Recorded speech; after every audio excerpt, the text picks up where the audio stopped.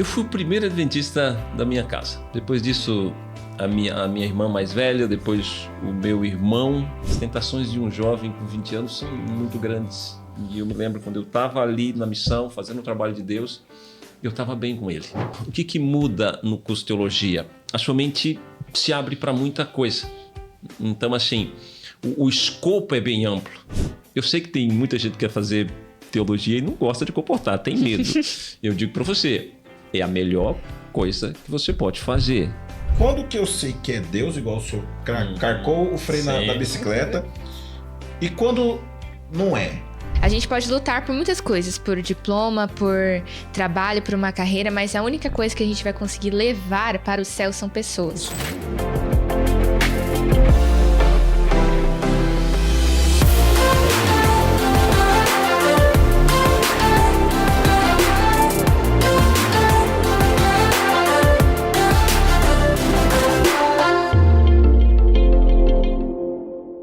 Fala, fiozada, como é que vocês estão? Maranata! E o Senhor logo vem, estamos dando início hoje em mais um podcast, o nosso Fielcast. E hoje eu estou com a Helena. E hoje, pra que, Helena, que a gente está aqui? O podcast Fielcast é para você que deseja ser fiel em todas as áreas da sua vida. E hoje iremos conversar com como que eu posso falar? É um amigo, é um conselheiro. Conselheiro. No acampamento de verão ele me aconselhou muito, porque eu pedi uns conselhos para ele, porque futuramente eu quero ser pastor também, quero ser um evangelista, ou chega a quase isso, mas ele tem 52 anos, é casado com a Aline, é o pai da Gabi, da Bia, Maressa, Jair, é pastor há 19 anos, ele é departamental da nossa igreja, evangelista, ele passou pelo Tocantins, ABC e AON. Mas antes de começar tudo, antes da Helena fazer essa nossa apresentação, chamar esse convidado pra gente hoje, Helena, faz a nossa aquela oração que a gente faz antes de começar tudo. Com certeza. Então, vamos orar? Oremos. Pai que estás no céu, te agradecemos, Senhor, por mais essa oportunidade que temos de estar aqui para poder conversar sobre a Tua palavra, conhecer um pouco mais sobre histórias que nos motivam a Te servir melhor. Amém. Que o Teu Santo Espírito se faça presente aqui e presente também com cada pessoa que está ouvindo este podcast. Que o Senhor unja o pastor para poder falar o que o Teu Santo Espírito deseja ao coração de cada um de nós. Em nome de Jesus, nós te pedimos. Amém. Amém. Sem mais delongas, Helena, qual é o nome do nosso querido, amadíssimo evangelista? É o pastor Joaquim Neto. Seja muito bem-vindo, pastor. Tudo bem? Chama como Neto, Joaquim Neto. Rapaz, meu amigo. Eu, na verdade, recebi o nome de Joaquim porque o nome do meu avô era esse. Só que na hora de registrar, meu pai esqueceu de colocar o Neto. Só que o pessoal não esqueceu de chamar. Então fica Joaquim Neto, o pessoal conhece mais de Neto, mas tá tranquilo. Legal, isso aí. Pastor, pra gente começar, se o senhor não fosse pastor, como é que o senhor se apresentaria? Sem o cargo pastor. Hoje que a gente conhece, Pastor Neto. Só Pastor Neto. Fala com o Pastor Neto, fala com o Pastor Neto. Mas se o senhor não fosse pastor, como seria essa apresentação do senhor? Rapaz, acho que seria assim, tipo filho do seu Agostinho, da dona Olívia, um cara que gosta de gente, gosta de pessoas, gosta de fazer amizades, apaixonado pela Bíblia, por Jesus Cristo e que anseia muito ver a volta de Jesus. Amém. A outra perguntinha assim, pra gente começar a dar início, conta pra gente de onde o senhor vem, de onde o senhor nasceu, como foi sua criação, sua vida... sua infância, pra gente dar esse pontapé inicial com chave de ouro, assim, pra gente começar. Eu nasci em 1973, no interior da Bahia, num vilarejozinho chamado Inhaúmas, município de Santa Maria da Vitória.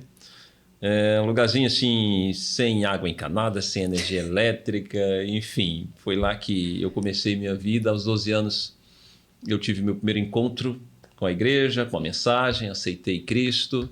Daí fui estudar na cidade grande, a vida seguiu, vim para Brasília, Goiânia e estou aqui no Mato Grosso. Mas o senhor conheceu a Igreja Adventista quantos anos? Batizou quantos anos, em média?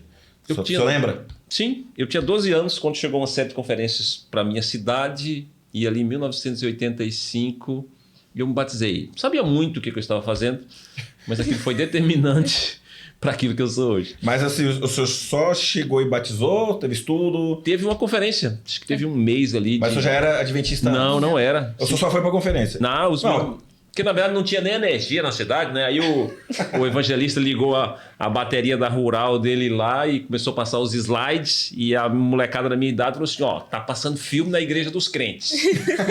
E eu falei, bah, não tem nada que acontece nessa cidade aqui, eu vou lá ver o filme. E lá fiquei, me apaixonei pela mensagem, entreguei minha vida a Cristo. Com 12 anos. E a vida seguiu, isso aí. De 12 anos pra cá, só pregando a palavra de Cristo, apressando sua volta. Da família do senhor, tem alguém que, além do senhor, é adventista naquela época ou hoje já? Eu fui o primeiro adventista da minha casa. Depois disso, a minha irmã mais velha, depois o meu irmão. Enfim, então hoje nós somos 8 irmãos. Metade é adventista, metade não é. O senhor formou na onde, assim, a faculdade? O senhor fez aonde? Eu fiz no UniAN, antigamente chamava de IAN, né? Em 2007 na Bahia? Terminei. Isso, na Bahia, próximo a Salvador. Ah, da hora. E o senhor batizou com 12 anos, e aí, como que foi esse processo para o senhor ter a certeza de que o senhor queria ser pastor, que o senhor queria fazer teologia? Demorou muito, Helena. Porque daí depois eu fui fazer o tal do ginásio, né, na cidade grande, com 13 anos. Aí quando eu completei 19 anos, digamos assim, se você quer alguma coisa ali no oeste da Bahia, você tem que vir ou para Brasília ou para Goiânia. Lá não tem nada, né? E daí eu vim para Brasília, e lá eu conheci a colportagem. Foi a maior bênção na minha vida, foi ser um missionário. Eu digo que a colportagem ela me preparou para o ministério pastoral. E foi visitando as pessoas de porta em porta, vendendo literatura religiosa, que eu decidi que era isso que eu queria fazer toda a minha vida, falar de Cristo. E foi daí que nasceu o sonho de ser um pastor. Mas aí, quando o senhor falou, eu vou para Brasília, como que a família do senhor recebeu? Falou, mãe, pai, tô indo, eu vou para um lugar que eu não conheço ninguém, ou se eu já conhecia, eu não sei, mas eu vou para um lugar que eu não conheço ninguém, e Deus tocou no meu coração de ser pastor, ou não, vou para um lugar que eu não conheço ninguém e vou falar de Jesus. Como é que eles receberam assim? Na verdade, ir para Brasília, Pinho, era mais uma questão de ganhar vida. Eu tinha terminado o ensino médio lá na Bahia, naquela época, terminar o 2º grau, assim, me formei. Agora eu preciso procurar alguma coisa, né? E aí todo mundo queria alguma coisa diferente, tinha que ir para Brasília ou Goiânia. Eu falei, não, vou trabalhar. Que ano que era isso? Isso era 93. O ano que eu nasci, olha só. Porque aqui, a gente tem aquele estereótipo, né? O baiano desce pro centrão, o norte, nordeste, desce pro centro pra tentar alguma coisa, né? O senhor foi esse... Foi mais ou menos nessa linha aí. E daí, na época, eu fui vender linha telefônica. Antigamente, você comprava linha telefônica, antena parabólica. Daí não deu certo, aí fui ser servente de pedreiro. Meu Deus. E só daí que apareceu a comportagem na minha vida, e a partir daí as coisas mudaram. Aí além de pastor, o que o senhor fez? Rapaz, pra sobreviver? Já fui servente de pedreiro, já fui boia fria, já vendi geladinho, engraxei sapato. Tudo isso já fiz. Tudo para poder ter o dinheiro, meu filho. Não pode ficar parado. Podia ficar parado. Mas, pastor, o senhor conheceu a comportagem? Porque eu conheci a comportagem através de um congresso, né? Sim. O Together. E iam comportores efetivos lá em casa quando eu era criança, mostrando a revistinha do nosso amiguinho. Os meus pais faziam a assinatura e foi assim que eu conheci a comportagem. E para o senhor, como o senhor conheceu? Porque o senhor falou, né, que ela molda muito a gente Sim. a ter um olhar de mais amor para as pessoas e também me moldou muito. Então, como que o senhor conheceu a comportagem?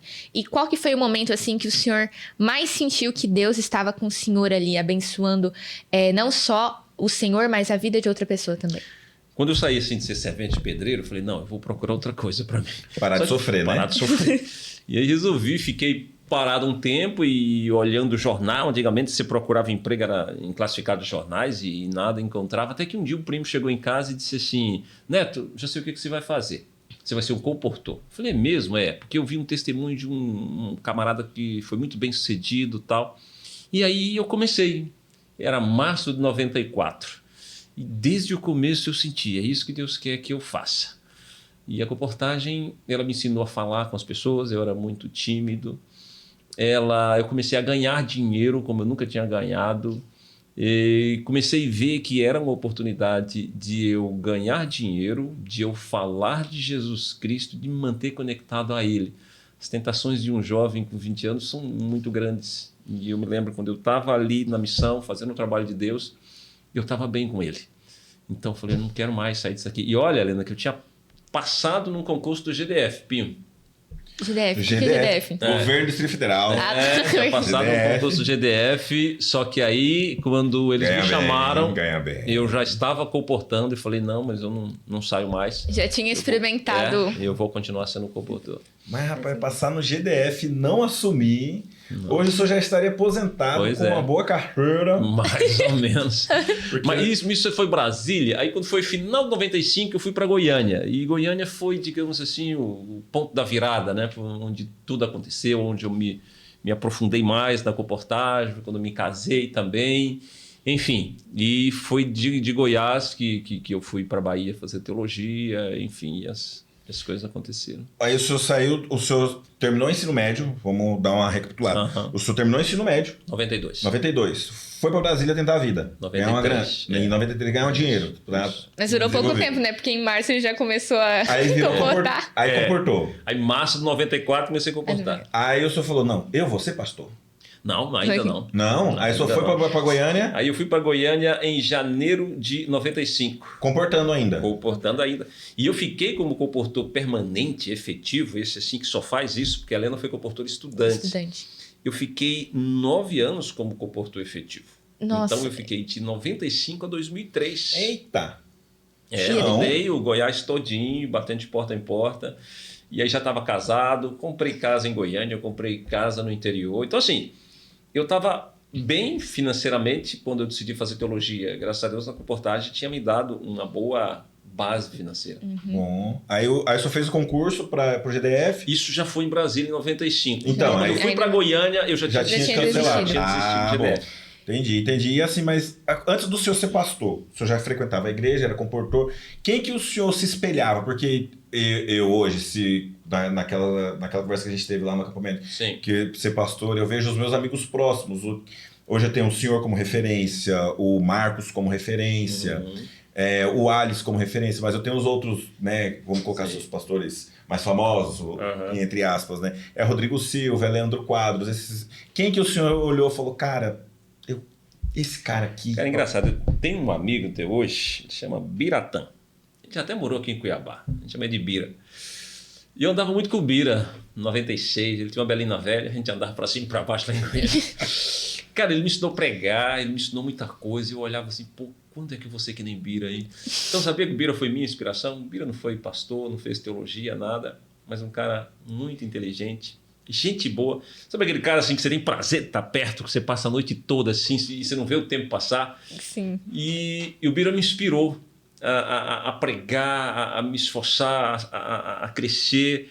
E não tinha teologia na minha cabeça ainda. Isso só foi aparecer no ano 2000, que pintou a primeira vez que surgiu essa possibilidade. E como que surgiu essa oportunidade? Porque o senhor falou, né, que estava comportando, foi anos depois. Então, qual que foi o ponto que Deus falou assim, Neto, você precisa ser pastor, você precisa fazer teologia? Em 2000, quando eu estava comportando em Porangatu, o pastor de lá, o pastor Zé Maria Daniel, ele falou assim, você podia fazer teologia.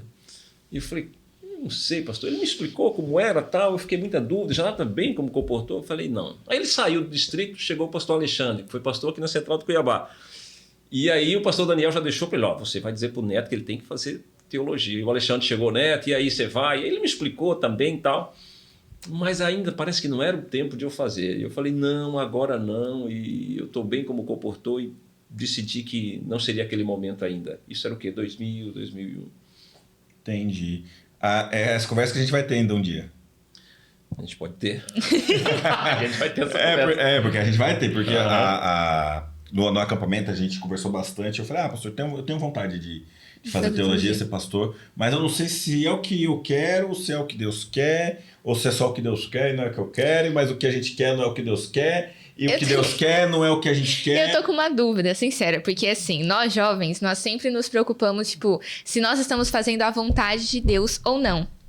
Se nós estamos fazendo o que Ele quer. E é muito difícil. E o senhor falou, eu não senti que ainda era um momento que Deus desejava que fosse. Como que o senhor teve esse discernimento para entender se era realmente da vontade de Deus ou não? Porque isso muitas vezes trava muitos jovens, principalmente nessa fase dos 20, 22 anos, que querem realmente seguir aquilo que Deus tem para a vida deles, mas não sabe discernir a voz de Deus. Assim, essa voz de Deus vem muito através de pessoas. Então, esse negócio de ser pastor, tudo bem, é uma coisa que você sente no coração, mas normalmente é uma coisa que reverbera. Alguém fala para você assim, e aí, por que você não vai? Ó, você tem jeito. Então, quando você começar a escutar isso, você podia ser uma missionária. Entenda que Deus pode estar encaminhando você para isso. Então, eu senti que Deus estava me encaminhando nesse momento. Em 2003, eu já tinha praticamente esquecido da ideia, desistido da ideia de ser pastor. E eu fui num concílio em São Paulo e me sentei à mesa para almoçar e uma senhora sentou também. Nunca tinha visto ela. Aquelas histórias, nunca. Aquela história que nunca vi na vida. Eu falei, de onde que a senhora é? Ela falou, do NASP. Eu falei, um tempo atrás aí eu queria ir pro NASP, fazer teologia, mas desisti. Ela falou, por que você não vai? Eu falei, não dá tempo mais. Essa mulher ficou o almoço todinho, vai, você tem que ir. Pai, do nada, renasceu de novo. O desejo. E daí eu fui pro quarto, me ajoelhei e falei, Deus, se o senhor realmente quer que eu vá, o senhor precisa me falar, porque eu já tinha desistido. E aí, quando eu estou voltando para o auditório, para o reinício da programação, quando eu estou entrando, Ronaldo Arco está cantando uma música de sonhos. Uma que fala assim, então prossiga para o seu ideal. É uma música muito bacana, que fala que o sonho que você sonhou ficou no coração, foi Deus que colocou, e que Deus vai ajudar você a realizar esse sonho. Eu falei assim, mas será que já é o Senhor? Cara, e daí que era agosto tão rápido assim. E aí era agosto de 2003, eu já voltei para Goiânia já decidido, eu vou fazer teologia. Aí o senhor falou, agora eu volto para Bahia. Sim, mas aí assim, na minha cabeça ainda estava muito NASP ainda, fazendo NASP e tal. Eu tinha tanta certeza que eu ia passar no negócio que eu já pedi demissão, que eu era na época, eu era líder de publicações, era assistente, eu já cheguei a pedir demissão. E fiz a inscrição para os dois, para o IAN na Bahia e para o NASP em São Paulo. E passei em ambos. A princípio eu fiz a inscrição para São Paulo, só que depois Deus foi me falando, vai para a Bahia, por várias circunstâncias, e foi a melhor coisa que eu fiz.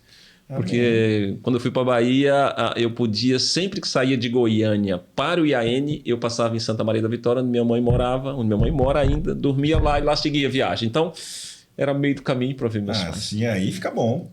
Não é? Mas assim, pastor, o senhor começou, e quando o senhor começou a estudar teologia, o que o senhor esperava?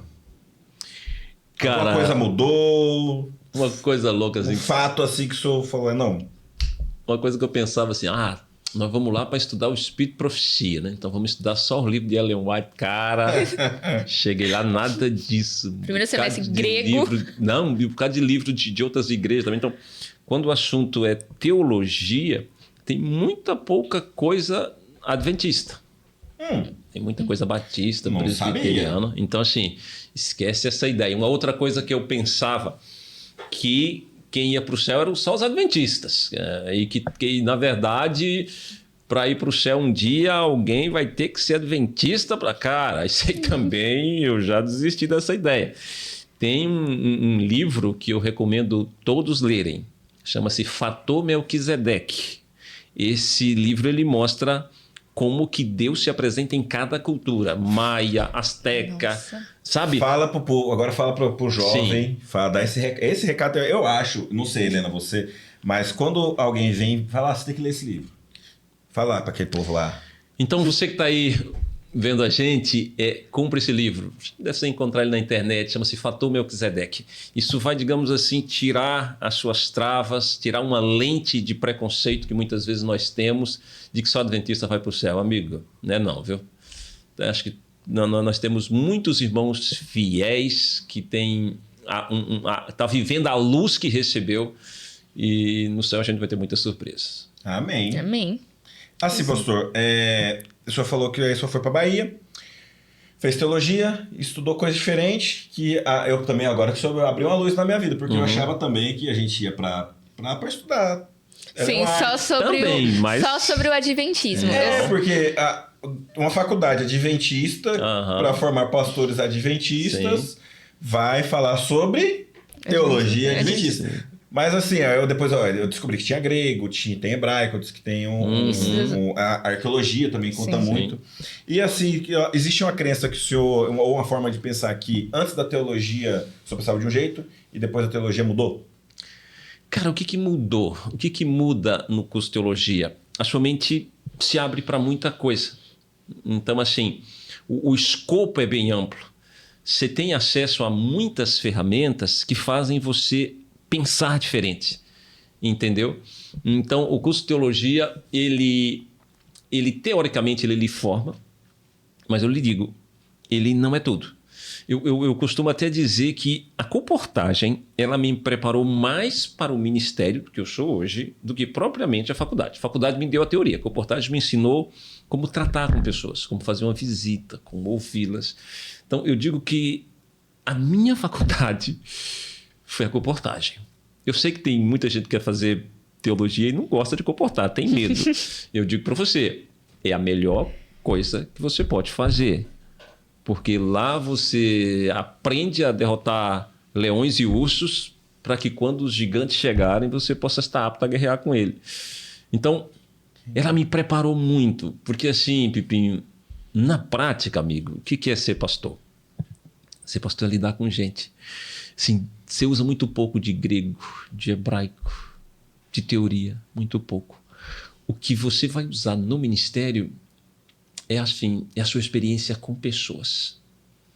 É como confortar uma esposa que perdeu seu esposo, um filho que está nas drogas. É como você orientar uma pessoa perdida. É como você ensinar a Bíblia para uma pessoa. Enfim, tem a ver com os dramas humanos. Então, assim, é bom você, digamos assim, ter essa teoria, essa base. Ela é importante. Lógico que é importante. Depois disso eu fiz mestrado também. Mas eu digo para você, o que a gente realmente usa no dia a dia, no Ministério Pastoral, é a nossa experiência com pessoas, é lidar com gente. E o senhor falou, eu sempre ouço que a comportagem é a escola da vida, que falam que é ali que você vai realmente aprender a lidar com a vida, que revela as suas fraquezas e mostra para você quem você realmente é, como você lida com as pessoas. E como o senhor continuou comportando enquanto o senhor fazia faculdade, estudava, né? Uhum. E enquanto o senhor comportava, o senhor acha que a teologia, ela mudou a forma como o senhor se relacionou com as pessoas ou continuou a mesma coisa? Como o senhor passou a ver as pessoas depois que o senhor começou a fazer teologia? Olha, assim, quando a gente vai para o colégio, o instinto de missão ele fica mais atilado. Ou seja, você passa a ver cada pessoa como um candidato ao reino dos céus.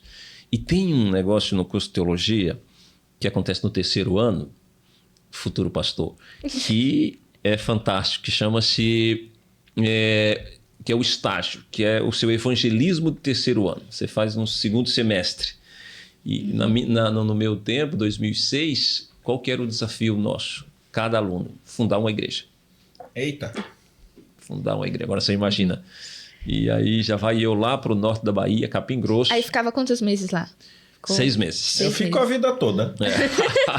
Fundar uma igreja. E aí, fundar uma igreja. Agora você imagina você treinar uma equipe, mobilizar uma galera ali de uma outra igreja, de uma igreja mãe, ir para um bairro sem presença adventista e aí fundar uma igreja. Quanto tempo eles te dão para você fazer isso? 6 meses. Cara, eu fui conhecer, na verdade eu fui na Semana Santa, em abril, saber do projeto, conhecer direitinho, conhecer os irmãos, voltei para a faculdade e quando foi em setembro eu retornei. Em dezembro a gente estava com a igreja formada com 96 pessoas batizadas. Amém. E aí começou já a igreja. Sim, e essa igreja está lá até hoje, graças a Deus. Já era grupo, agora já virou igreja organizada.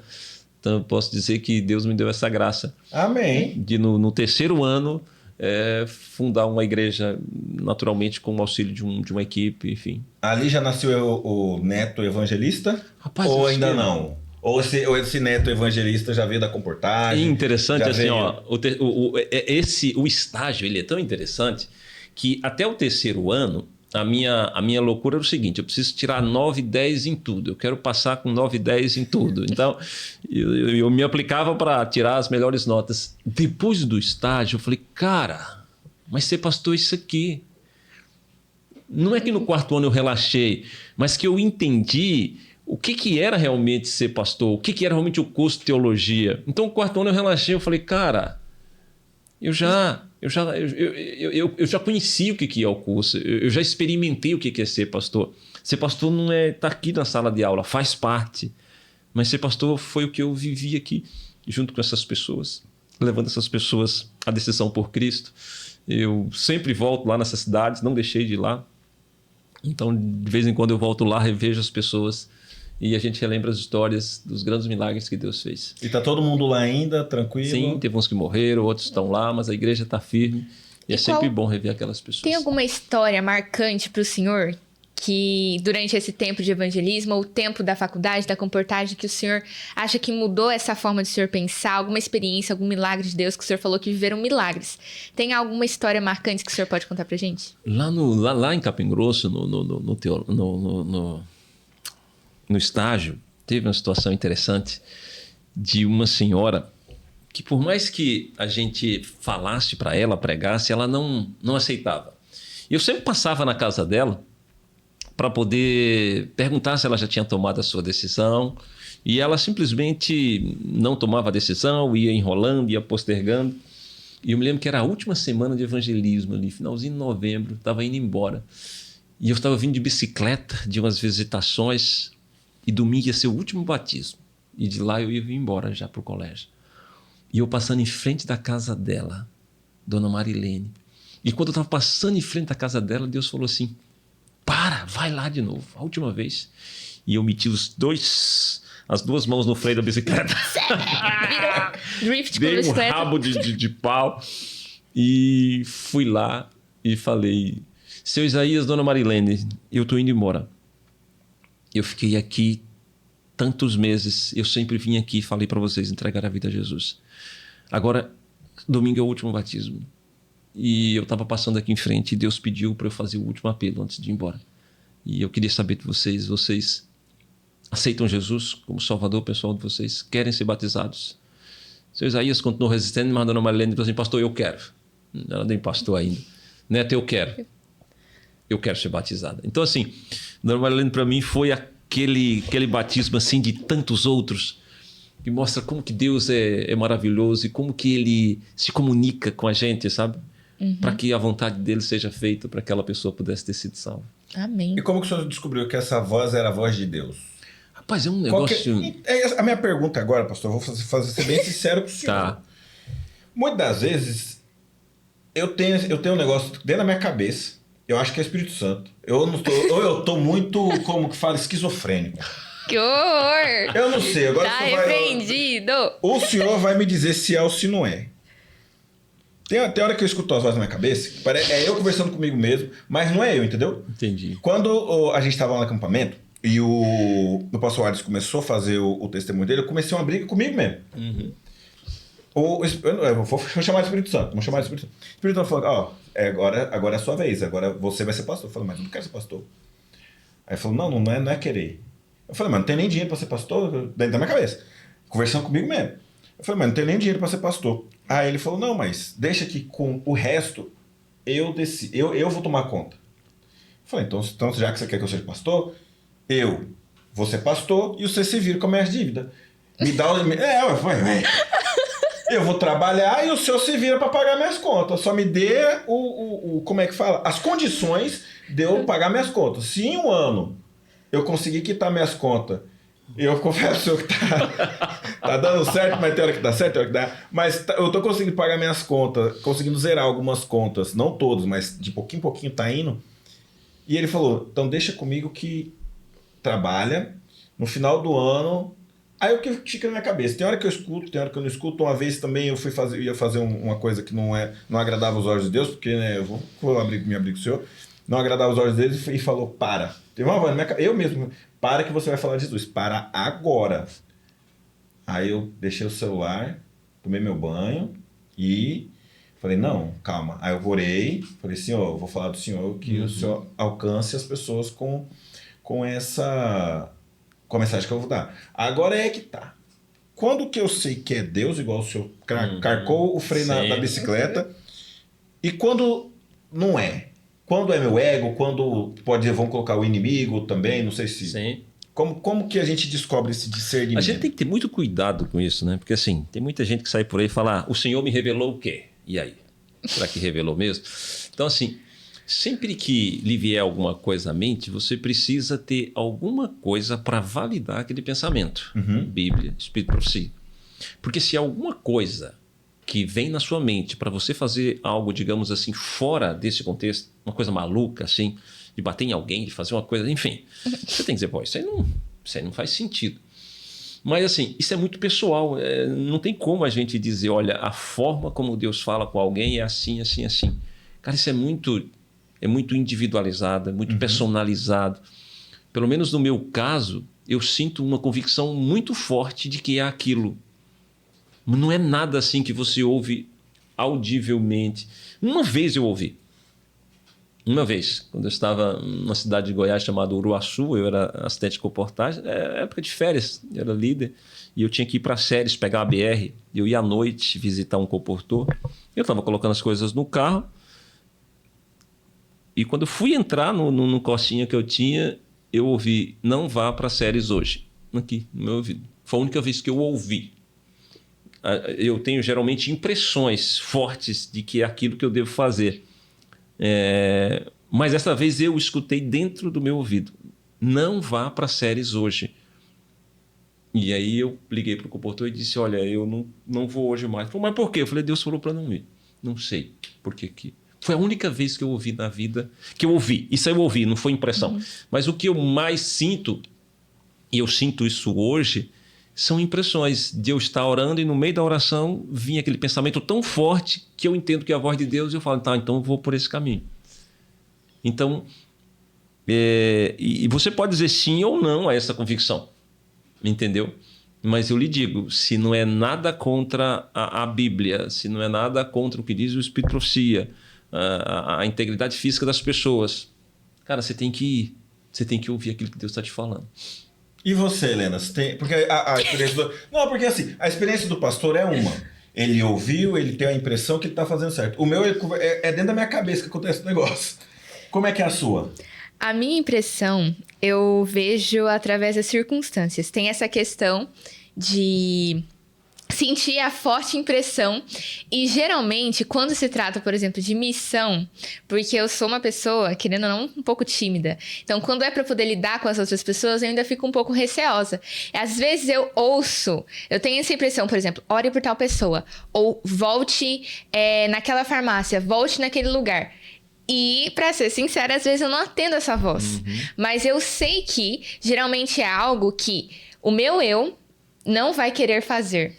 O meu eu não vai querer lutar pelas outras pessoas, mas eu preciso ouvir essa voz, porque eu sei que não vai ser por mim, entendeu? Então eu sei quando é a voz de Deus, quando geralmente é alguma coisa que eu tô lutando, que Deus sabe que é a minha luta, e eu vou lá e preciso fazer, porque Ele sabe que outras pessoas vão ser beneficiadas por isso. Então, eu também tenho uma impressão, através das circunstâncias da vida também, eu analiso as situações, porque Deus já deixou muito claro na palavra dele o que nós precisamos fazer ou não. Então, se eu vejo que está ali de acordo com o que a Bíblia diz, de acordo com os ensinamentos de Jesus, isso. Se Jesus... eu sempre penso, mas Jesus faria isso? Se Jesus fizesse isso, então é isso que Ele quer que eu faça. Esses são critérios válidos. Se Jesus queria que eu iria por esse caminho, se Ele é a minha referência, eu preciso segui-lo. Então, é assim que eu vejo também. Através das pessoas também que o senhor falou, sim, que são pessoas que eu também... pessoas que eu vejo o Espírito Santo nelas também. Então, tem muitas situações que, às vezes, eu não comentei com ninguém a situação. E aí vem algum irmão da igreja, algum pastor, e vem falar comigo justamente sobre isso. Começa a conversar, e aí eu já falo, é Deus tentando falar comigo, através de pessoas. Então, são esses critérios que eu uso. Se Jesus faria, as circunstâncias, através das pessoas. É muito importante você validar. Porque você pode estar pensando realmente bem fora da casinha. Então, Ser esquizofrênico. Isso, então a validação, às vezes você escuta assim, por que você fez isso? Eu fiz porque eu senti uma voz dentro de mim me mandando eu botar fogo na casa, porque eu pensei, brincadeira, né? Essa então, não é a voz certa, não. Então é muito importante você validar o que você está pensando, se aquilo realmente, digamos assim, tem ressonância com o que diz a Bíblia, com o que diz a vontade de Deus, o que você sabe ser verdade e o senso comum. Tem coisa que chega na nossa cabeça que é um verdadeiro absurdo. Mas assim, professor, o senhor sempre foi evangelista, o senhor sempre gostou do evangelho. Porque como eu comecei com a comportagem é uma das maneiras muito, digamos assim, óbvias de fazer evangelismo com publicações. E aí quando você vira pastor, irmão, você tem que levar pessoas a entregar a vida a Jesus Cristo. Então, todo pastor é um evangelista. O que valida o trabalho de um pastor é levar pessoas a Cristo. Então, se um dia você for pastor, saiba que o que vai, digamos assim, levar a igreja a te dar uma credencial de pastor é exatamente se você é usado por Deus para levar pessoas a Cristo. Mas nessa questão de ser evangelista, de antigamente e hoje, nosso cenário hoje, 2026, o senhor começou a evangelizar em 94. Hoje, a igreja, não a igreja em si, assim, mas existe algum erro que hoje nós cometemos no evangelismo? O maior erro atualmente que eu vejo na parte de evangelismo é simplesmente você achar que a missão da igreja é batizar pessoas. Você pode estar achando estranho. Mas eu digo para você, a missão da igreja não é batizar. A missão da igreja é discipular. Então, quando Jesus ele dá a grande comissão, ele fala assim, ide por todo o mundo e fazei discípulos de todas as nações. A sua primeira função é discipular alguém. É fazer uma pessoa se tornar parecida com você. Eita. Depois que ela está discipulada, aí você batiza ela, e ela é batizada, e aí ela continua sendo ensinada. Então, a ordem de Jesus é discipule, batize, continue ensinando. Quando você pula o discipulado e batiza e depois não cuida, cara, dá tudo errado. Tem uma frase que diz o seguinte, que a igreja ela é uma boa parteira, mas ela é uma péssima babá. Então, tipo assim, ela é boa babari, mas depois que deu a luz, larga lá e... Então, assim, hoje, infelizmente, o número de pessoas que entram na igreja num ano, quando você vai para olhar os livros de secretaria, sai a mesma quantidade. O que entra, sai. Então, não tem o nosso crescimento real ele é muito pequeno, sabe? Porque o foco está em batizar. Então, a gente devia entender que o nosso foco é discipular uma pessoa. Discipular o quê? Ensinar ela a se vestir, se alimentar, se conectar com Deus, ter hábitos devocionais, estudar a Bíblia. Aí, a partir daí, é que vem o batismo, entendeu? E é para batizar muito, a gente quer batizar muito, mas a gente quer batizar dessa forma. A gente precisa entender que a nossa missão é fazer discípulos. E nessa questão de evangelizar, e agora o senhor tocou num ponto, como que o jovem cristão ele consegue evangelizar no seu cotidiano, sem precisar ser um pastor? Sem precisar ser pastor. Cara, a gente tem muitas oportunidades. Como que nós, jovens, vamos colocar aqui, nós, cabeça de vento, consegue... A gente não é pastor, a gente não tem, vamos colocar assim, era para ter, mas nós não temos o hábito de estudar as escrituras, pegar texto, contexto, para não ter pretexto. E mesmo sem isso, a gente conseguir evangelizar. Mas na verdade, Pinho, qual que é o problema? É que a gente acha que para evangelizar você precisa saber dar estudos bíblicos. E não necessariamente precisa. Você precisa de uma coisa, você precisa estar conectado a Deus e conectado às pessoas. Com uma mão você está ligado a Deus. Com a outra mão, você está ligado às pessoas. De modo que, ao estar em contato com as pessoas, elas vão sentir Deus através de você. Então, a gente precisa entender uma coisa simples. Nós somos o método de Deus. O que a gente precisa? Nós precisamos ter comunhão com as pessoas. Como assim, pastor? Jogar bola. Entendeu? Jogar bola junto. A gente precisa fazer academia junto. A gente precisa fazer uma caminhada junto, assistir um filme junto, um vôlei, uma pipoca. Enfim, quando você tem a amizade da pessoa, quando ela gosta de você, ela está pronta para ouvir o que você tem a dizer acerca de Jesus Cristo. Porque Jesus ele usava, era 5 métodos, né? Uhum.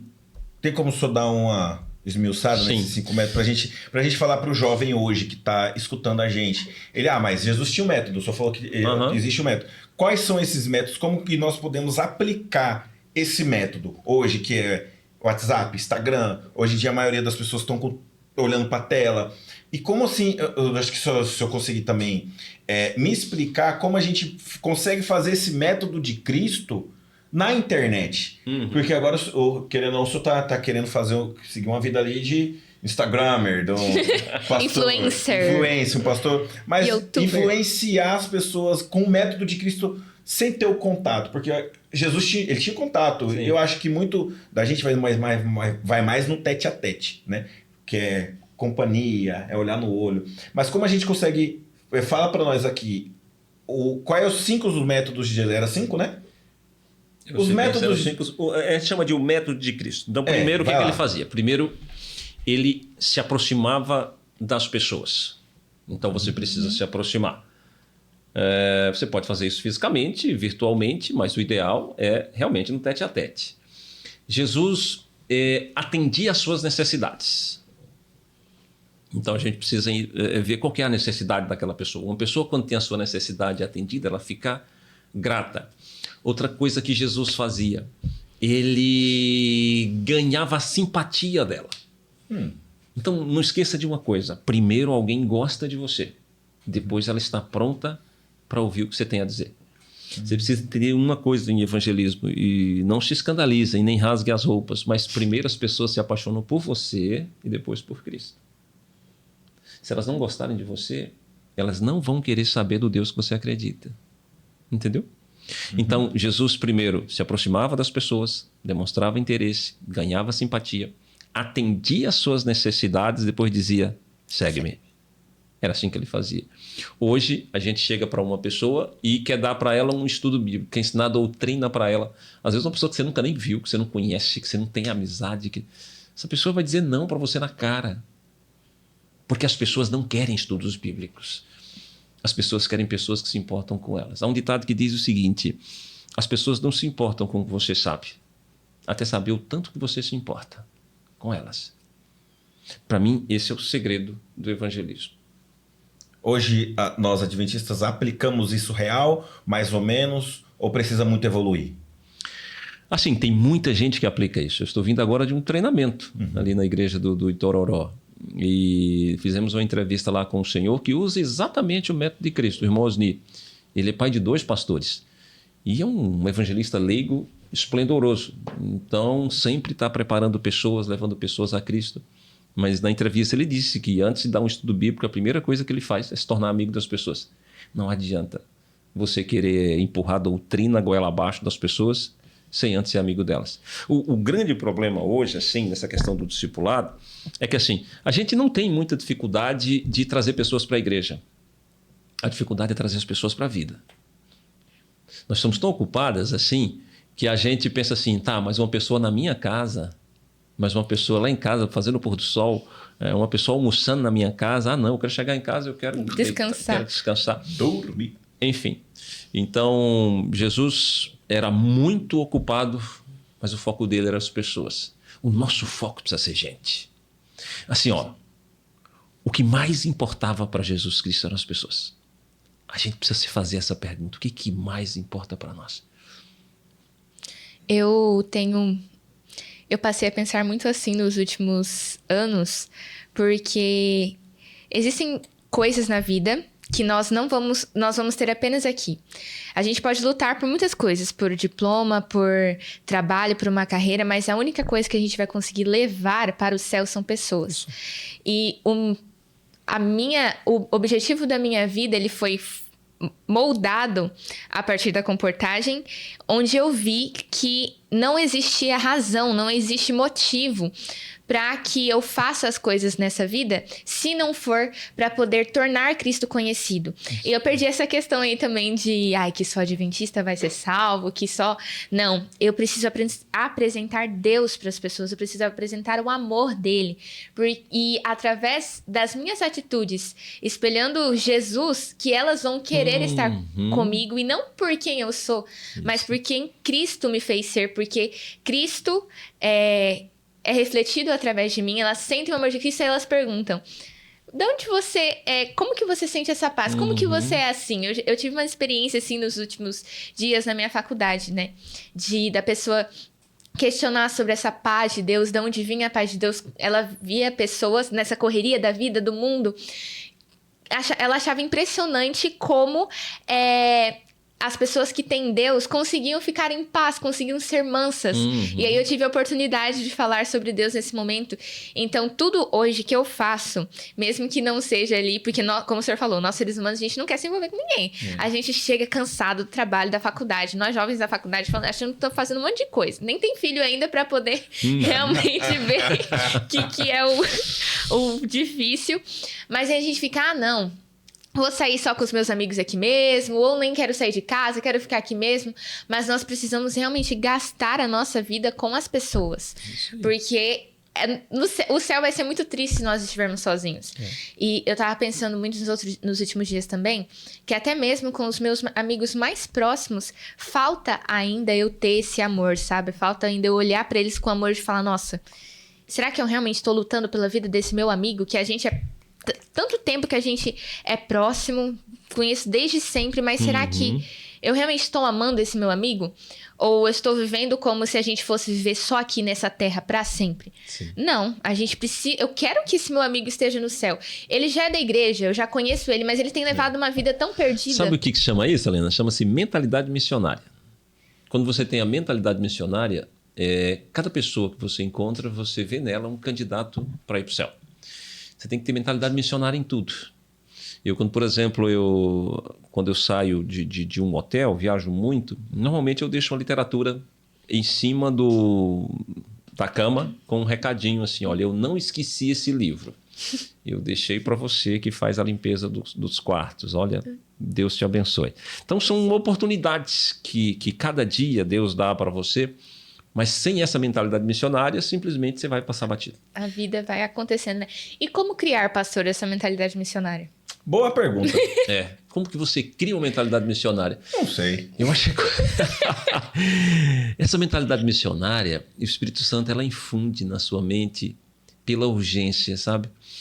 Porque assim, quando Jesus ele foi assunto aos céus, que os discípulos ficaram ali no monte, eles olharam para o outro e falaram assim, cara, nós ficamos 3 anos com o Filho de Deus aqui na Terra. E a gente só fez besteira, velho. A gente não aproveitou nada. Aí eles ficaram naquela assim. Aí um falou, mas ele falou que se a gente pregar o evangelho, ele vai voltar. Então assim, o que, digamos, motivou a pressa dos discípulos foi a saudade de Jesus. Então assim... Para nós não tem que ser diferente. Eu acho assim que é a vontade de a gente não ver mais câncer, de a gente não ver mais acidente de trânsito, de a gente não ver mais crianças sendo molestadas, de mulheres sendo vitimizadas como a gente está vendo aí, em um mundo tão mau. Acho que para o fim de tudo isso, Jesus precisa voltar. E assim, a gente precisa pregar o evangelho. Essa mentalidade missionária precisa ser motivada pela saudade de Jesus. Porque eu tenho assim comigo. Não sei se vale a pena colocar, mas eu vou falar. Eu não ia voltar para a igreja. Por uma insistência de um grande amigo, ele insistiu que eu fosse num pequeno grupo. Que eu creio que é o melhor lugar para evangelizar ou trazer alguém para a igreja é o pequeno grupo. Pequeno grupo. Ele falou, vamos no PG? Eu falei, vamos. Não, mentira. Eu falei, não. Na terceira vez, resumindo assim, ele falou, você vai, eu paro de falar com você. Simples. Eu falei, então, já que eu não posso perder a amizade do meu amigo, eu vou. Aí ele falou, mas lá dá comida. Eu falei, agora que eu vou mesmo. A gente come primeiro e faz o estudo depois. Até o pastor Wallace foi. O pastor Wallace, vamos batizar, Eu falei, pastor, não vou não. Deixa eu aqui no pequeno grupo, porque eu sinto mais a presença de Deus aqui no pequeno grupo do que na igreja. Aí ele ficou assim, né? Até aí, tudo bem. Passou um tempo, minha esposa também começou a frequentar o pequeno grupo, a gente começou... Aí a Isamar chamou a gente para começar a ir na casa dela. Ali a gente... Vamos fazer o estudo? Vamos fazer o estudo. Aí, quando eu vi, tava batizando.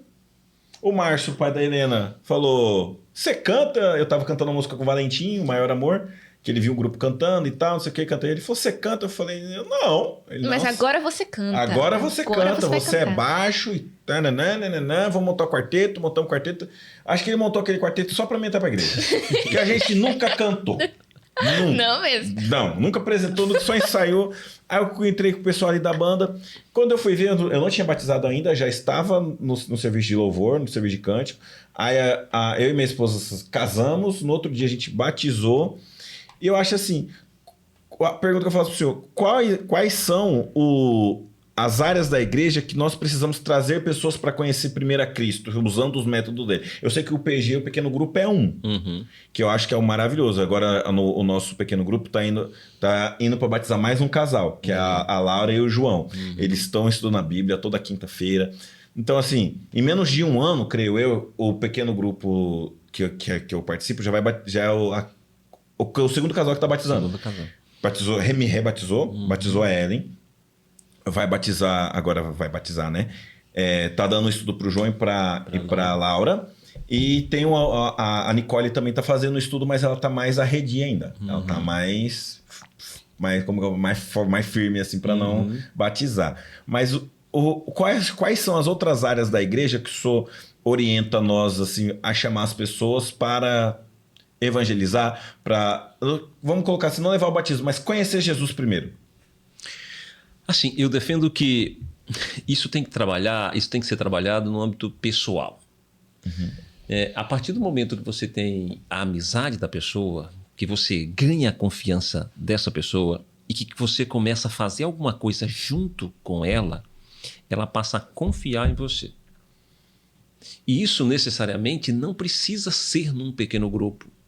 É muito bom o pequeno grupo, porque você tem um grupo maior de pessoas ali. Mas isso é no âmbito pessoal. Você passa a ser amigo daquela pessoa.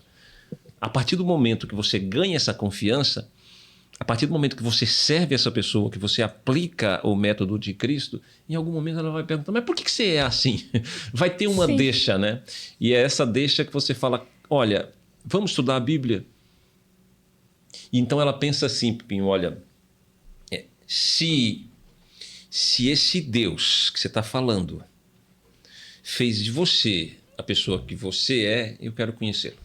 Mas aí vai do exemplo. E se eu der um mau exemplo? Boa pergunta essa aí. Porque assim, nós somos a melhor ou a pior propaganda para o evangelho. Eita! Eita! Através da nossa vida, alguém pode querer saber de Deus. Ou através da nossa vida, as pessoas podem dizer, eu não quero nem saber do seu Deus. Há um erro muito comum na igreja, eu acho que muita gente já cometeu. É quando você está levando uma pessoa à igreja a primeira vez, você fala assim para ele, ó, a gente está indo para a igreja, mas chega lá, você não olha para as pessoas não, viu? Você olha para Jesus. Cara, não faz sentido isso. A pessoa chega na igreja e fala assim, ó, mas cadê Jesus? Cara, ela vai ver pessoas ali. Então não tem essa de você dizer assim, olha para Jesus. Cara, você vai olhar para a Helena, você vai olhar para o Pinho, você vai olhar para o Neto. Agora, nós, como a Helena falou, temos uma missão de refletir o caráter de Jesus Cristo. Tem isso biblicamente, na Bíblia? Sim, está cheio de referências, Espírito de Profecia. Pode dar uma? Eu tenho passagens aqui que eu posso mostrar para você, em que Ellen White diz claramente que Jesus Cristo vai voltar à Terra quando o caráter de Deus tiver sido refletido na vida da igreja. Pega aí, vamos ver. Eu posso te dar depois a descrição, você pode colocar aí depois. Sim. Eu não tenho agora assim, certinho aonde está. Na Bíblia, se eu pegar o celular, eu te mostro onde está. Na Bíblia tem alguma referência que Jesus falou, alguma passagem, algum versículo? Deixa eu pegar o meu óculos aqui que caiu. E deixa eu ler com você uma passagem. Então, eu quero abrir com vocês aqui uma passagem que está em Isaías, no capítulo 43. Perceba qual que é o propósito para o qual nós fomos criados. Tem muita gente que dá fim à sua vida simplesmente por algo chamado de crise existencial. O que é crise existencial? Eu não sei porque que eu nasci. Aqui, ó. Esses dias eu tenho isso direto no carro. Eu falo, mas pra que, senhor? O que o senhor quer comigo? Eu não vou não, mas aí eu fico... Como é que foi a sua? A minha direta é assim. Eu falo, mas senhor, pra quê? O que o senhor quer? Eu não sou nada. Aí na minha cabeça fala, mas eu quero é você. Pois é. Aí eu falo, mas... Não vou, por quê? Porque a crise existencial é exatamente isso. Tá, Só que algo até mais profundo, as pessoas falam assim, mas por que eu nasci? O que eu estou fazendo aqui? Se você lê na Bíblia, em Isaías 43:7, você descobre por que você nasceu.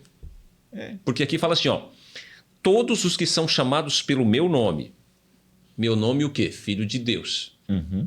E os que criei para a minha glória. Nós fomos criados para a glória de Deus. Aí você fala, pastor, mas que glória é esta? Essa glória é o caráter de Deus. Nós fomos criados para exaltar a glória do nome do nosso Deus. Porque percebe uma coisa, ele fala assim, ó, todos que são chamados pelo meu nome. Meu nome, por exemplo, é Joaquim. O meu último nome é Cardoso. Só que eu não sei se vocês sabem, mas o meu nome não é Joaquim, meu nome é Cardoso. O Joaquim é o pré-nome, Cardoso é o nome do meu pai. Então, eu sou chamado pelo nome do meu pai, Cardoso. Quando você é batizado, você passa a ser filho de quem? De Deus. De Deus. Então, ele fala assim, aqueles que são chamados pelo meu nome. Então, você, cristão, é identificado como filho de Deus. E você precisa viver para a glória de seu pai. Tem um mandamento do Decálogo que é muito mal interpretado. Não sei se vocês já prestaram atenção, mas o terceiro mandamento fala assim, ó, não tomarás o nome do Senhor teu Deus em vão, porque Deus não terá por inocente o que tomar seu nome em vão. O que a gente ensina para as crianças? Menino, você não pode falar o nome de Deus e Jesus. Tá certo, você tem que ter reverência pelo nome. Só que não é isso. Lá quando fala assim, ó, não tome o nome do seu Deus em vão, está dizendo o seguinte, se você diz que é filho de Deus, honre o nome do seu pai. Na cidade onde eu nasci, por exemplo, ninguém é conhecido pelo sobrenome, a gente é conhecido pelo nome do pai da gente. Então, você chega lá e diz assim, quem é aqui Joaquim Cardoso? Ninguém sabe. Você fala assim, quem é aqui Joaquim Neto, filho de senhor de Olívia? Todo mundo vai saber, porque lá a gente é conhecido pelo nome do pai. Entendeu? Então, se eu faço uma coisa boa, filho de senhor. Se eu faço uma coisa ruim, filho de senhor. Você entendeu? Entendeu. Então, assim, nós cristãos carregamos na nossa identidade o nome de Deus. Eu estava pensando nisso agora. E agora que a gente precisa fazer, ó, o que estão falando de meu pai por aí por causa da minha vida? Pastor. Entendeu? Então, assim, você vive para a glória de Deus, como a Helena falou. A sua vida na terra é para que as pessoas te conheçam e falem assim, bah, mas seu pai é muito fera. Se você é assim por causa do seu pai, eu quero um pai desse para mim. Sacou? Saquei. Olha aí. Agora faz sentido tudo. Agora eu vou chegar em casa e falar, amor, eu te expliquei errado o seu nome Deus em vão. Ela fala, mas esse não é o nome Deus em vão? O que é? Eu falei, ficar falando Deus toda hora aí. Não, tomar nome de Deus em vão é ter na sua identidade o nome de Deus e viver por aí sujando o nome dele, cara. Mas tu não disse que é crente, pessoal? Mas tu não disse. Pastor, eu tô com uma dúvida aqui na minha cabeça, justamente sobre isso aí. Que hoje nós temos muitos jovens que querem até fazer a vontade de Deus, que ouvem a voz de Deus, tentam, mas as influências, as amizades, muitas vezes faz com que não consiga realmente fazer a vontade de Deus. Realmente sair do ciclo, de um ciclo vicioso que eles estão em sempre fazer as mesmas coisas erradas, né? Que eu não vou falar aqui, mas... E muitas vezes o jovem ele vai entrar nessa crise existencial.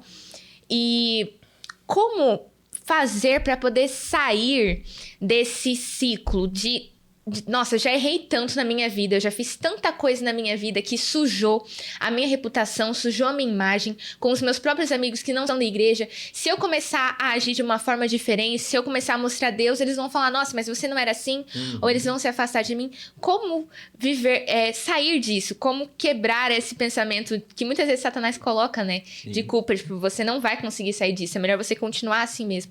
O que o senhor aconselha para poder sair desse... Vou piorar. Calma aí. Eu vou piorar a negócio da Helena. Pergunta.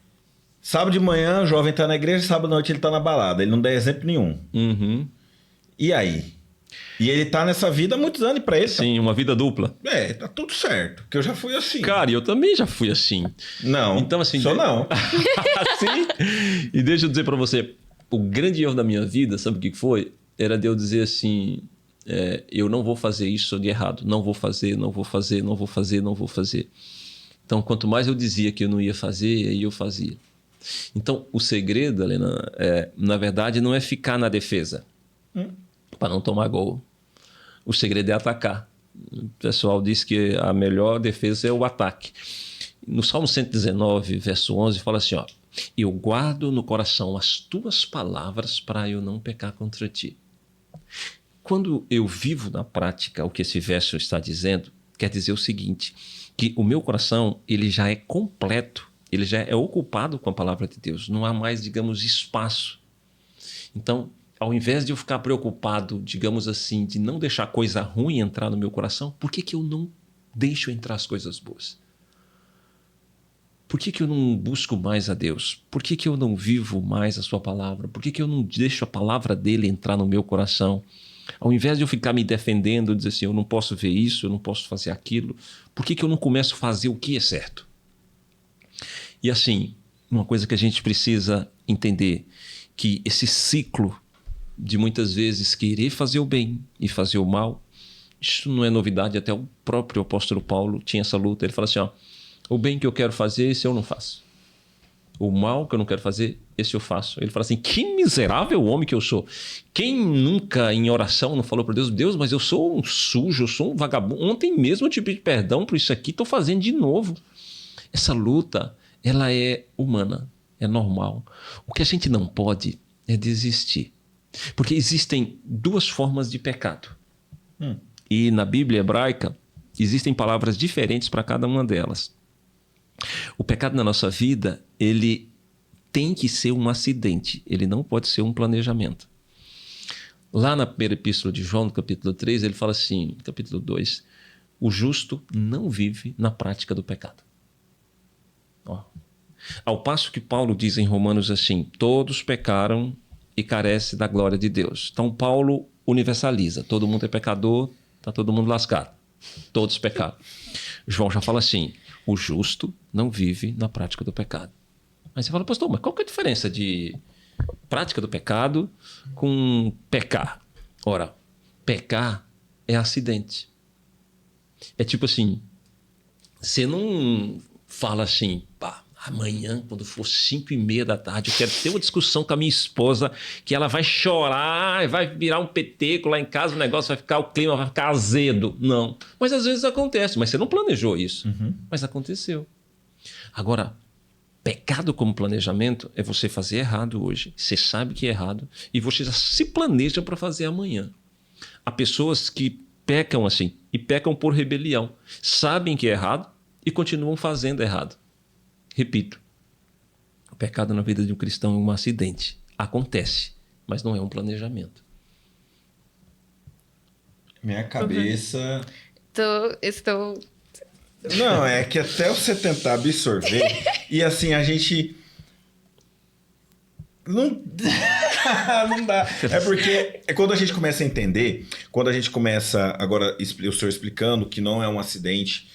Que é um acidente, né? Mas só que tem vezes que a gente faz consciente. E existe aquele pecado acariciado. Eu falo por mim que eu tenho, igual o Paulo fala, o espinho na carne, né? Sim. E eu tento todos os dias não cometer esse erro que um dia eu quero um dia aprender a pregar e eu quero levar, porque eu acho que é o problema do jovem de hoje em dia, porque é rede social, é de se distanciar das pessoas que você ama por conta de rede social, porque você tá ali. E algum outro também que eu já... Antes de eu vir para a igreja, eu tive também um pecado muito acariciado, que eu tive problema com... Não sei se eu falo, mas foi problema com pornografia, e que eu acho que é o que mais pega a molecada hoje em dia, porque... Muito acessível, né? E é muito fácil de se ver. Aí eu vi a pregação do Leandro Dalla, e aquela coisa mudou, e eu falei, não, eu tenho que parar com isso, eu tenho que mudar, eu tenho que... Aí acho que nesse dia Deus começou a trabalhar. Aí eu consegui, chega a ser um vício, mas eu cortei esse vício na raiz, mas um pouco ainda existe aquela marca. É como se fosse um machucado. Fica uma cicatriz ali. E até ela fechar é difícil. É por isso que aquele verso que eu falei ele é importante. Então, quando você preenche o seu coração com a palavra de Deus, é como se você já estivesse satisfeito. Então imagina assim que depois daquele almoço que você comeu tudo que você gosta, inclusive a farofa de banana que tem no Mato Grosso. Eu não gosto de farofa de banana. Não, meu pai. E daí assim, tem sobremesa, tem tudo. Aí tipo, você tá satisfeito e alguém fala assim, Pipinho, e aí, vamos almoçar? É doido, Aí você fala, não, eu estou satisfeito. Então, quando o Cristo ele preenche a sua vida, você fala, não tem fome mais de nada. E tem um outro negócio interessante, ó. Toda vez que a tentação voltar, você fala assim, você está pedindo para eu acessar de novo, né? Só que eu já sei no que vai dar. Daí eu vou ficar acessando. Aí depois eu vou me masturbar. Aí depois vai vir um sentimento de culpa. Aí eu vou voltar para a estaca zero. Então quer dizer, a gente já sabe o enredo. O cara que é viciado em bebida alcoólica, por exemplo... Já foi. Você já foi? Então você fala assim, cara, vamos beber um. Você fala assim, cara, já sei o que vai dar isso aí, velho. Eu vou tomar um, depois eu vou tomar outro. E daqui a pouco eu vou encher a cara, eu vou amanhecer com a ressaca desgraçada, com a vergonha miserável. Cara, não vou não, velho. Eu não vou porque eu já sei no que vai dar. Então assim, o pecado tem muito disso. O pecado é um negócio assim que, por mais que ele seja atrativo, ele sempre deixa um gosto de cinza na boca no final, sabe? E Satanás ele sabe pintar bem o pecado de uma forma assim, com luzes tão atraentes, de cores tão, digamos assim, envolventes, que faz a gente ir. Só que depois que você vai, que você volta, você fala, mas será que compensa? Então eu digo para ti uma coisa, amigo. É só quando você está bem completo de Deus, bem satisfeito com Ele, bem alimentado com a palavra dEle, é que você fala assim, mas eu não estou com fome, eu estou bem. Não tem nada aqui para ser completado por Satanás. Porque assim, tem um verso no Salmos, que eu não sei bem dizer onde está, mas eu posso procurar, que fala assim, ó, não me alimentarei dos seus manjares. Satanás ele tem assim, um menu para você se alimentar dos seus manjares. Droga, prostituição, fornicação, diabo a quatro. Mas o cristão ele tem que bater firme, eu não me alimentarei dos seus manjares. Há um pensamento que fala o seguinte, é preferível você passar fome a você comer a comida de Satanás, porque ela não sustenta. No livro Conhecer Jesus é Tudo, do pastor Alejandro Bullion, ele fala sobre as fases da tentação ali que o senhor falou. E que são 3 minutos para que você consiga vencer essa tentação. Porque o desejo vem na sua cabeça. E você começa a preparar um ambiente para que isso aconteça, dependendo da tentação que você já sabe que você tem. No caso do pecado de estimação. Então, eu já testei isso. E realmente, acontece. Eu fiquei, cara, aí toda vez que vai vir eu fico, não, mas vai acontecer. Exatamente isso que o senhor falou. Eu tenho como, em nome de Jesus, vencer isso aqui agora. Porque o negócio vai ser assim, você já sabe o roteiro. Eu já sei. E quando eu li esse livro, beleza, das próximas vezes que isso acontecer, eu vou analisar. E realmente acontece. São nos primeiros 3 minutos. E aí, o que eu sempre faço pra poder vencer é sair da onde eu tô, e aí eu começo a conversar com Jesus. Eu falo, Jesus, o senhor sabe o que eu quero fazer, mas isso não é certo. Eu não posso fazer isso. Me ajuda. E eu começo a cantar, eu começo a conversar com Jesus sobre como foi o meu dia, porque isso me ajuda a tirar esse foco do pecado que eu vou fazer no momento. Isso serve tanto, no caso dos homens, geralmente com essa questão da pornografia, tudo, mas também quando algum amigo te convida pra alguma festa, pra algum lugar, que você sabe o que eles vão fazer lá, sabem que você não vai honrar o nome de Deus ali. Agora, Helena, você percebe o seguinte, que isso que você tá falando, você percebe que geralmente quando a gente tem essas tentações, a gente tá sozinho? Sim. Normalmente a gente tá sozinho. E eu digo pra você uma coisa, assim, a gente precisa ter pessoas que a gente confia, cara. Tipo assim, às vezes é a esposa. Alguém que não vai te julgar e vai dizer, olha, eu tô com vontade de novo de fazer aquilo. Mas a gente tem que falar? Cara, às vezes não precisa nem falar, mas às vezes só o estar perto da pessoa, você já muda o foco. Geralmente a tentação vem quando você tá sozinho. Por isso que Deus fala pra gente não dar só? É por isso que é importante você ter... É por isso que o pequeno grupo é importante, cara. Né? Porque assim, ó, eu digo pra você uma coisa. A maior bênção... Eu digo pra você uma coisa assim, ó. Se Deus não existisse, se Jesus não fosse voltar, se o céu fosse só um conto da carochinha, mesmo assim eu queria ser adventista. Sabe por quê? Por causa da comunidade. Isso aqui, cara, amizade, um PG, jogar bola junto, comer junto, sei lá, ir pro acampamento de verão junto, tomar banho junto. Cara, não tem coisa que dá mais força para você do que comunidade. Então, assim, E Deus sabia muito disso, Jesus sabia muito disso. Quando você lê João 17, o apelo de Jesus ali é por unidade. Ele fala, Pai, assim como eu e o Senhor somos um, que eles também sejam um. Então, quando a gente está junto, a gente é forte. Quando a gente está separado, a gente é fraco. E nós precisamos também de amigos que nos levam para Cristo também. Isso porque mesmo. se os amigos continuarem ajudando a gente a fazer os mesmos pecados de sempre, não tem como. Adianta. Não adianta. Na verdade, você tem que sair de perto de pessoa que te leva para... E assim, ó, um critério que eu fiz certa vez sobre essa questão de amizade, você tem que entender assim, ó. Porque você não tem como se isolar do mundo, porque para pregar o evangelho você tem que se inserir no mundo e com pessoas que estão, às vezes, em pecado crasso, né? Mas você tem que imaginar o seguinte, você está mais alto ou mais baixo que a pessoa? Então, digamos assim, se você está num degrau mais alto e quem você quer salvar está lá embaixo, você tem como pegar a mão dele e trazer para onde você está. Amigo, mas se tu tá um pouco mais embaixo e ele tá em cima, ele te arrasta. Sim. Então, assim, a pergunta que você precisa fazer é o seguinte: eu estou tão forte que eu posso trazê-lo para perto de mim, para estar com Cristo? Ou eu estou tão fraco que pode ser que ele me arraste?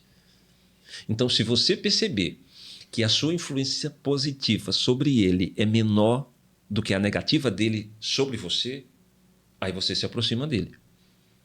Mas se você perceber que a negativa dele sobre você é maior do que a sua positiva sobre ele, corre. Porque ele vai te vencer e ele vai acabar te arrastando. Fuja da aparência do mal. Seria o julgo desigual? Também, acho que o julgo desigual se aplica muito à questão de um casamento, né? De uma pessoa que você vai namorar, casar, enfim, tem muito a ver com isso. Eu penso que isso aí teria mais a ver o seguinte: essa pessoa é uma pessoa que pensa que nem eu, é uma pessoa que está indo para o mesmo caminho que eu, até onde a influência dela sobre mim é forte, entendeu? Então eu preciso reconhecer que ela é mais forte. Se ela é mais forte, eu corro, entendeu? Se eu entendo que eu tenho sobre ela uma ascendência, aí eu me aproximo, porque aí eu tenho condição de pegar na mão dela e trazer para onde eu estou. E mas assim, a gente está indo já para os finalmente, eu tenho uma pergunta que eu vou fazer para o senhor. Hoje, qual é o maior desafio de ser pastor? Hoje, especialmente para alcançar essa molecada que está ou naquele vida dupla, ou distante de Cristo, ou já foi e não quer mais. Hoje o senhor vê como assim, qual que é a maior dificuldade que o senhor tem? Ou o senhor, ou a igreja, ou toda a nossa dificuldade. Os líderes jovens também. Deixa eu dizer uma coisa para vocês, assim, a saída não tem como você tirar o celular dos meninos, não tem como tirar os meninos não tem como tirar os da internet. Isso é fato. O que a gente precisa e o que cura a juventude é missão. É missão. Esse campo, ele tem um programa, inclusive eu estou com essa camiseta, porque a gente acredita que a gente pode mobilizar a igreja através desse projeto chamado Missão Caleb. Então, no nosso campo, nós temos um lema que é Caleb em janeiro, Caleb o ano inteiro. Para mim, o remédio para curar a espiritualidade do jovem chama-se missão. Quando eu estava comportando, quando eu comecei em 2094, eu tinha tudo isso aí que você falou aí, todas essas lutas de pornografia, disso tudo que é muito normal na vida especialmente do homem, né? Mas quando eu estava comportando, eu não tinha tempo para pensar nisso. Então, quando eu estava em missão, eu me sentia forte, eu me sentia feliz, porque eu orava antes de sair para o campo, eu orava lá no campo e eu orava quando eu chegava no campo. O trabalho, a missão me fazia estar conectado com Deus. Então eu não tenho dúvida, e se tem um jovem nos assistindo e se você se sente fraco, eu quero convidar você para que em julho você procure o seu pastor e fale: pastor, eu quero participar da Missão Caleb, eu quero participar de uma campanha evangelística, eu quero levar pessoas a Cristo. E assim, é quando você se mobiliza para poder ajudar alguém, é que você é ajudado. E a primeira pergunta sua sobre o maior desafio de ser pastor nesses tempos é exatamente mobilizar a igreja.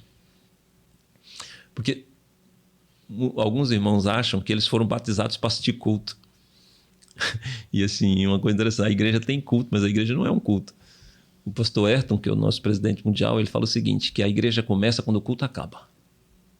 Olha, a igreja começa quando o culto acaba. Isso quer dizer que a igreja, que sou eu, está na academia, está no supermercado, está no condomínio, está na escola, está no trabalho. Essa igreja, ela está por aí. E essa igreja precisa influenciar outros para poder conhecer o Deus que eu conheço. E sabe, essa invocação que o pastor ergue a mão assim e coloca na cabeça da pessoa na hora que está batizando, aquilo não é porque para sair bonito na foto. Aquilo é bíblico. No Novo Testamento, toda vez que se impunha as mãos, estava separando uma pessoa para a missão. Então, um dia que você foi batizado, quando o pastor ergueu a mão, ele estava separando você para ser o pregador do evangelho. Eita. É isso. Para ser um missionário. Todo discípulo nasce no reino de Deus como um missionário. Quando o crente esquece isso e acha que a vida cristã dele é ir na igreja quarta, sábado e domingo, ele está completamente equivocado.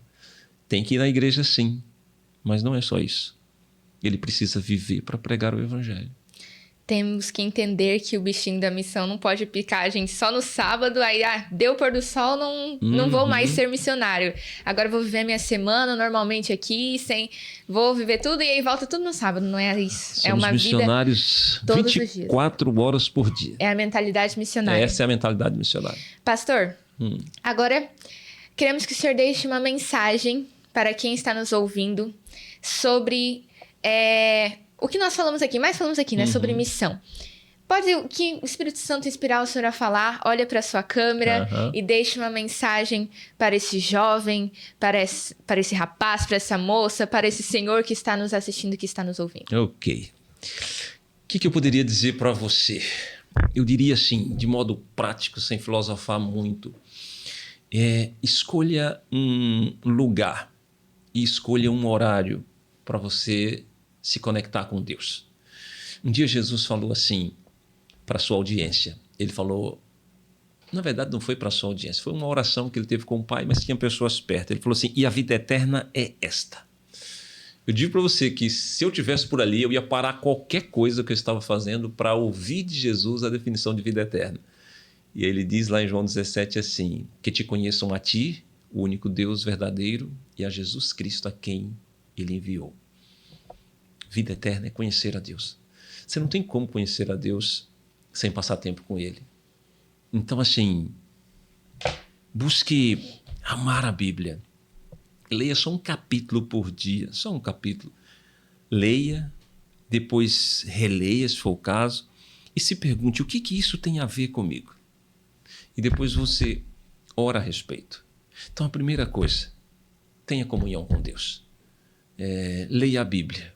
Ore, você vai se sentir mais forte. Depois eu te diria assim, seja amigo das pessoas, se relacione com elas.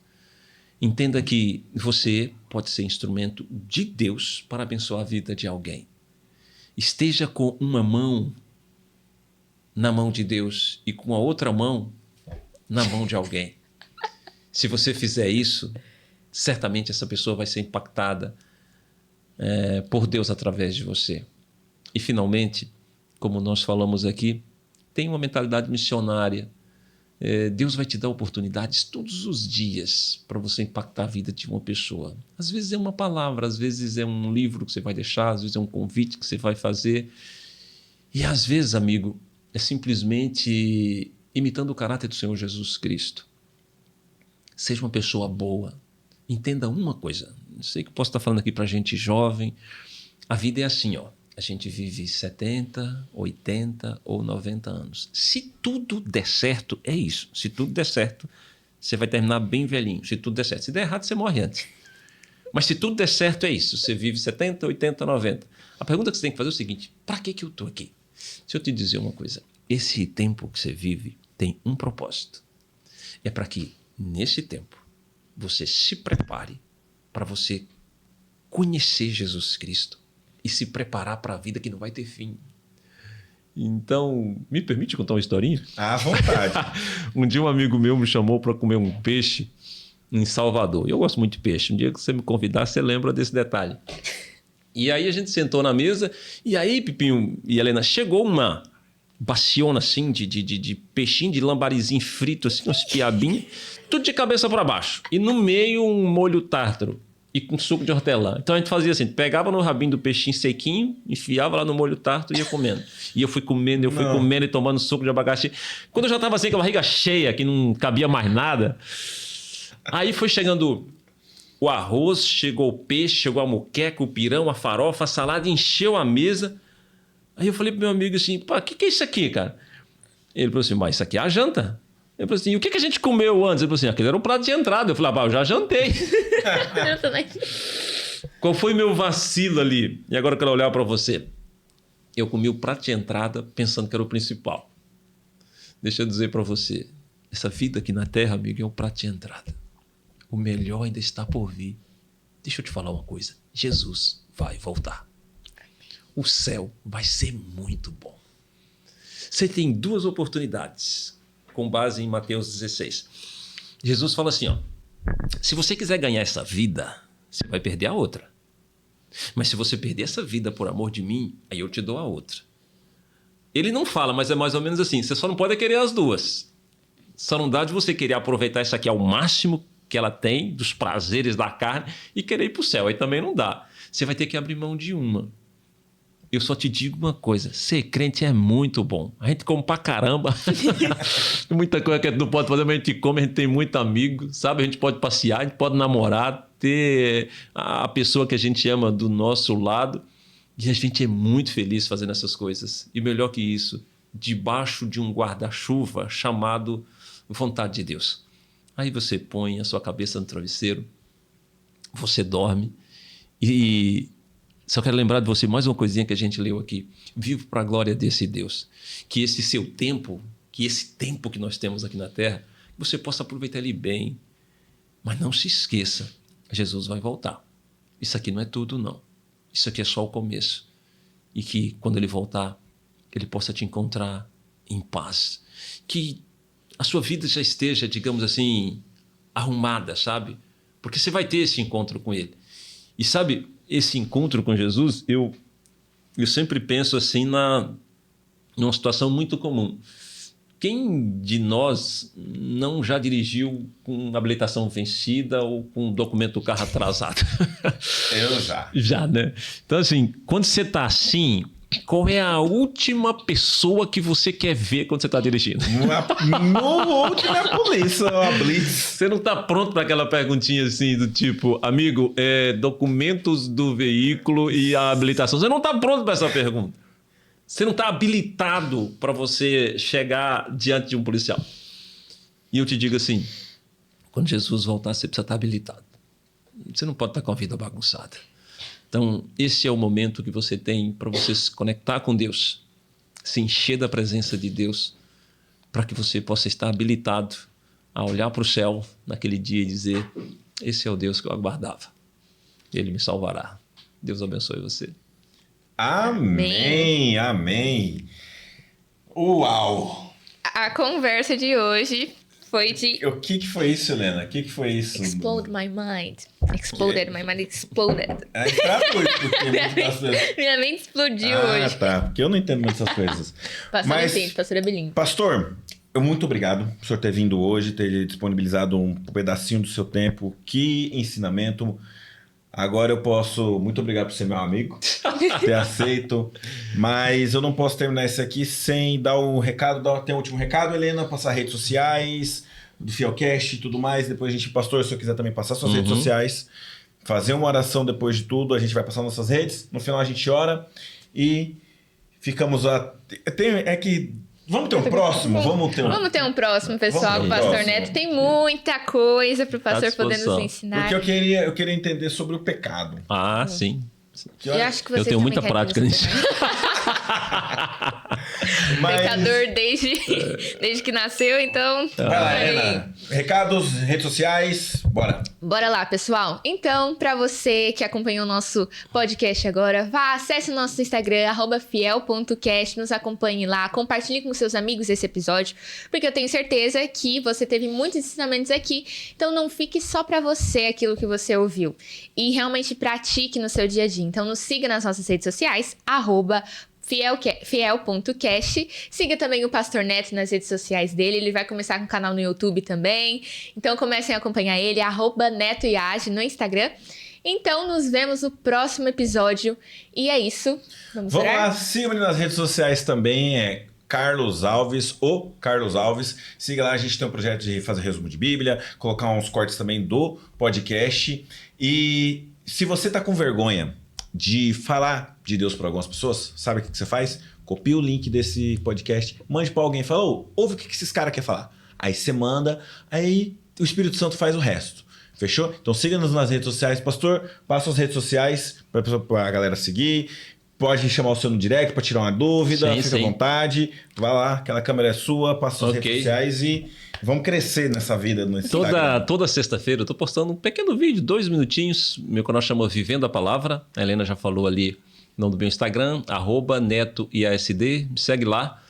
E se tiver alguma dúvida, vamos conversando e a gente está à disposição para poder seguirmos juntos. Então é isso, pastor. Para finalizar, você pode fazer uma oração? Sim. Para a gente finalizar e seguir a nossa jornada evangelística. Vamos orar? Vamos orar. Deus e Pai, muito obrigado por mais uma semana que chegou ao fim com o teu santo sábado. Foi um sábado maravilhoso na tua presença. Nós já estamos vivendo as primeiras horas de uma nova semana. E rogamos que a presença do Senhor possa permanecer conosco em mais um ciclo semanal. Obrigado por essa conversa que tivemos aqui, Senhor Deus, muitas reflexões. Nos ajude a viver na tua presença. Isso é o que mais nós precisamos. Ter o temor do Senhor. Ter o senso da presença invisível do nosso Deus ao nosso lado. Rogamos, Pai, que o Senhor nos ajude nas nossas lutas. Quem não tem as suas lutas? Mas a tua palavra diz, Senhor Deus, que nós podemos todas as coisas naquele que nos fortalece. Amém. Que nós possamos aprender a lição de podermos primeiro nos encher da tua presença, nos saciar da tua palavra, para que não haja espaço para saborear os manjares do mundo. Abençoa os nossos jovens, Pai. Coloca no coração de cada um o amor, a paixão pela missão, de sair para pregar o seu evangelho, porque em assim ajudando outros, eles mesmos serão ajudados. Nós te entregamos essa oração. Obrigado por todas as pessoas que aqui trabalham nesse podcast para poder levar a tua palavra. Que o Senhor os abençoe também. Oramos no nome de Jesus. Amém. Amém. Pastor, temos... Acho que isso aqui não era um enfeite. Olha. Isso aqui é um presente que a gente dá para o nosso convidado, para o senhor lembrar da gente. Onde o senhor for, colocar lá na sua estante. Vou colocar na minha estante. E deixar como decoração e fazer com que não só o podcast esteja marcado no nome do senhor, mas de quem vê e falar, assiste lá aqui a gente. Então esse aqui é um presentinho para o senhor. Que legal, gostei. Deixar na casa do senhor. E é isso, galera. Estamos aqui finalizando com o pastor Neto, Joaquim Neto. E é isso. Até a próxima. Semana que vem iremos outro podcast com outro convidado. E beijo no seu coração. Até a próxima.